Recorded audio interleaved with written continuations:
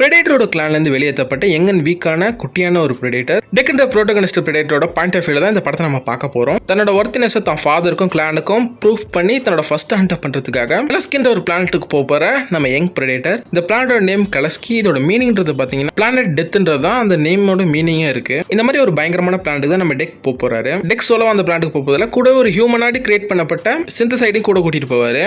இந்த சிந்தசைடு ஏலியன் படங்களை நீங்க பார்த்திருக்கலாம். வேலாண்ட் அண்ட் யுட்டானி கம்பெனியோட ரெடி பண்ற ரோபோட்ஸ் அது. இந்த ஒரு சிந்தசைடை எலிஃபனிங் டாக்டர்ஸ் தான் ப்ளே பண்ணிருக்காங்க. இந்த வேலாண்ட் அண்ட் யுட்டானி கம்பெனியோட லோகோ இந்த ட்ரைலர்ல ஒரு சில இடத்துல நீங்க பார்க்கலாம். இந்த இடத்துல ஏலியன் அண்ட் பிரெடேட்டர் சேம் யூனிவர்ஸ்ல எக்ஸிஸ்ட் ஆகுன்றத கன்ஃபார்ம் பண்ணிட்டாங்க அஃபிஷியலா. ஃபியூச்சர்ல ஏலியன் வெர்சஸ் பிரெடேட்டர்ன்ற படம் டெஃபினட்டா நடக்க தான் போகுது. அதுக்கான அடித்தளமா கூட இதை பார்க்கலாம். அடுத்து இந்த சிந்தசைட் கம்பெனியோட நம்ம பிரெடேட்டர் எப்படி அதோட ஃபர்ஸ்ட் ஹண்ட்டை கிரேட்டா முடிக்குதான்றது அந்த படத்தோட கதை. முடிச்சா அதோட ஒர்த்தினஸ் ப்ரூஃப் பண்ணி அது கிளான்ல ரீஜாயின் பண்ணிட முடியும். இல்ல அதோட கதை இங்கே முடிச்சுக்கணும். இது போஸ்டர்ல கன்ஃபார்மும் பண்ணியிருந்தாங்க.